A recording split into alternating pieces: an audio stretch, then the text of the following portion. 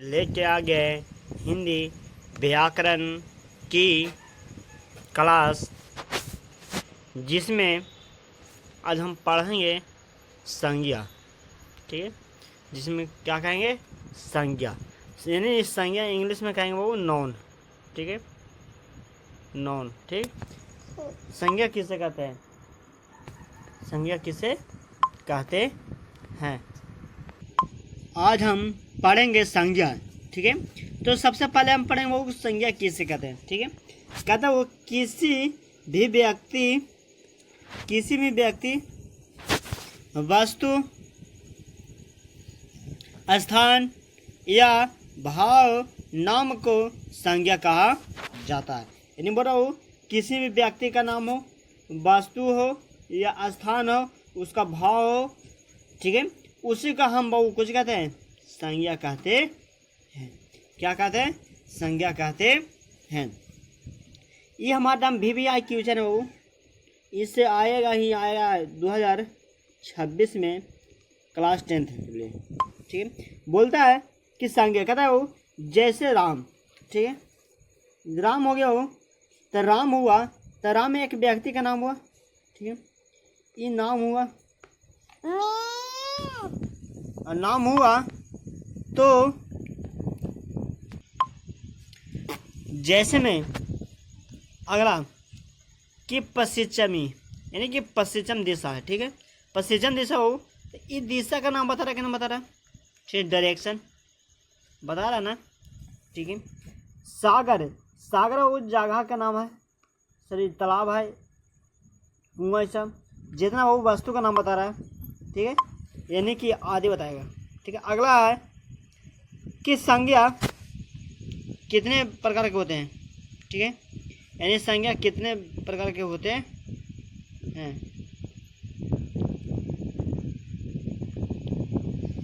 अगला पहला कि संज्ञा। ठीक है, पहला बाबू कि व्यक्तिवाचक। ठीक है, यहाँ से पूछेगा कि संज्ञा का भेद, तो संज्ञा का भेद 5 होता है।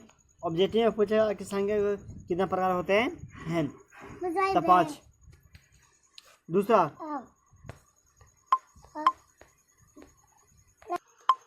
हम पढ़ेंगे संज्ञा का भेद। ठीक है, तो संज्ञा का भेद होता है वो 5। ठीक है, पहला होता है व्यक्तिवाचक, दूसरा जातिवाचक, तीसरा भाववाचक, चौथा समूहवाचक और पांचवा होता है द्रव्यवाचक। ठीक है, तो सब का हम 12 बारी से पढ़ेंगे बाबू कि किसे कहते हैं। ठीक है, बता रहा हूँ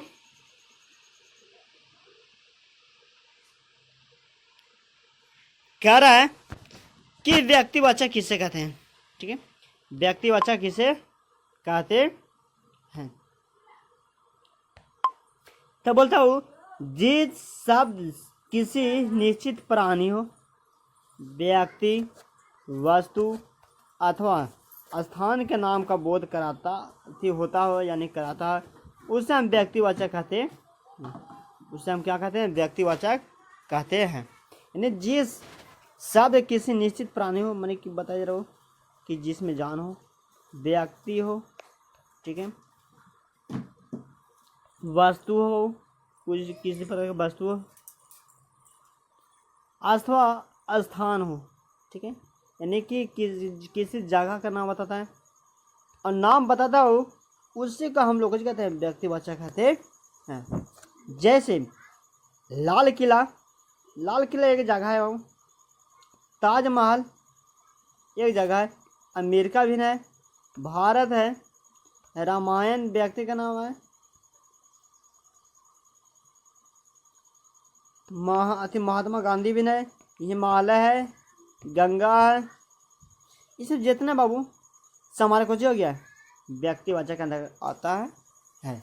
अमेरिका, अमेरिका बाबू स्थान हो गया, भारत स्थान हो गया, लाल किला स्थान हो गया, ताजमहल स्थान हो गया, रामायण, रामायण बाबू हमारा व्यक्ति का अंदर करता है, क्योंकि बाबू रामायण है सब व्यक्तियों ने ही बनाया है। महात्मा गांधी भी व्यक्ति का अंदर करता है, हिमालय आएगा प्राणी के, गंगा आएगा, अगला दूसरा,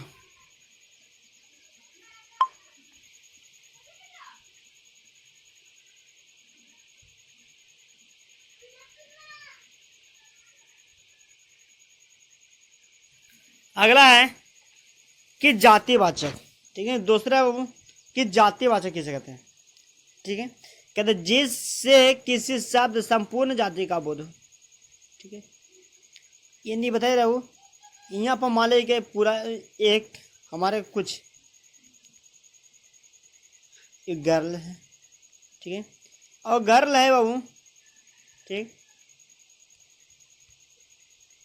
ये गर्ल है और ये गर्ल से हम बोल देंगे पूरा गर्ल एक दिन आओ। ठीक, तो एक दिन आओ बाबू, तो पूरा एक गर्ल का जाति का बोध हो गया कि ना हो गया। लड़का, अब बोल देंगे लड़का एक साथ सब हो, तो पूरा एक लड़का का हो जाएगा, होगा कि ना होगा।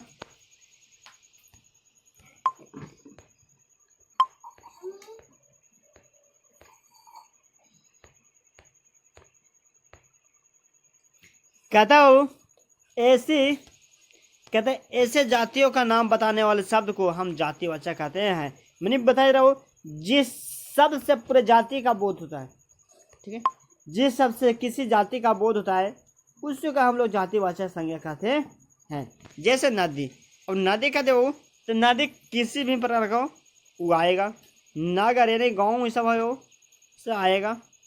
पर्वत, लड़का, लड़की, नार, भैंस, गाड़ी, चिड़िया, पुस्तकालय आदि, ये जितना हो सब हमारे किसका अंतर्गत आएगा, हमारे आएगा वो जातिवाचक के अंतर्गत। ठीक है, और लड़की कहते वो पूरा लड़की एकदम हो गया। भैंस कहते पूरा भैंस एकदम है। नार हो चाहे मादा हो पूरा भैंस आ गया।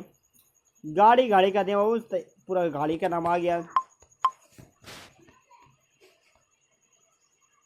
अगला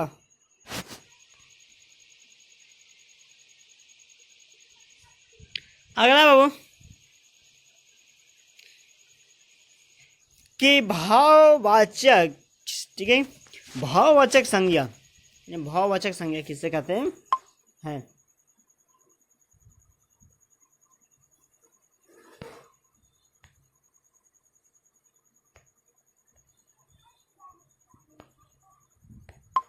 कहते हो किसी पदार्थ के गुण। ठीक है, किसी पदार्थ के गुण, धर्म, दोष, अवस्था, स्वभाव आदि भाव कराने के शब्द को हम लोग भाववाचक कहते हैं। जिसका गुण हो, धर्म हो, दोष हो, अवस्था हो, भाव हो, सब हम लोग किसके अंदर आता है, भाव कराने वाले शब्द और भाववाचक के अंतर्गत आता है। इस जगह हम भाववाचक संज्ञा कहते हैं। जैसे बुढ़ापा, पशुता, मानवता, नारी, नारीता, मित्रता, ये सब जितना बाबू सब हमारे किसके अंतर्गत आएगा, हमारे आएगा बाबू सब जितना है हमारे बाबू भाववाचक के अंतर्गत। किसके अंतर्गत, भाववाचक के अंतर्गत।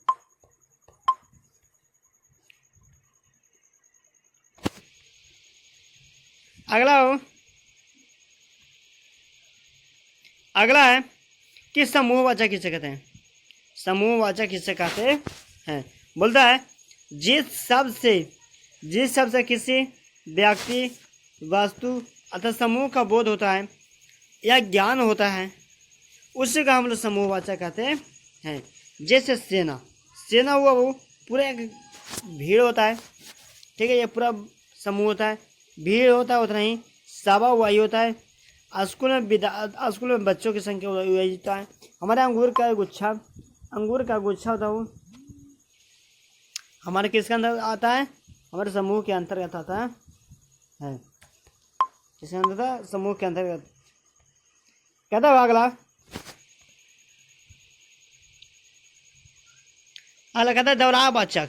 ठीक है, द्रावाचक किसे कहते हैं, द्रावाचक किसे कहते हैं, बोलता है जिस संज्ञा से किसी वस्तु का बोध होता है, जिसे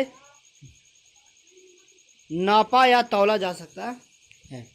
ठीक है, जिस संज्ञा से किसी वस्तु का हो बोध तो होता है लेकिन उसे नापा या तौला जाता है उसे हम अंतरावाचक संज्ञा कहते हैं।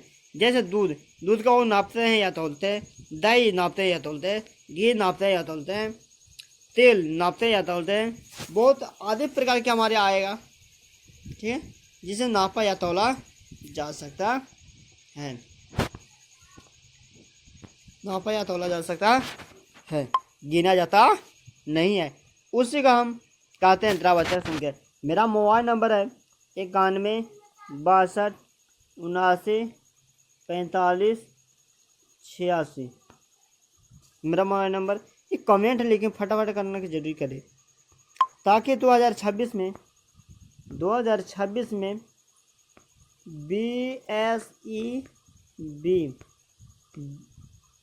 क्लास 10 के लिए, इस आएगा ही आएगा, जरूर याद कर।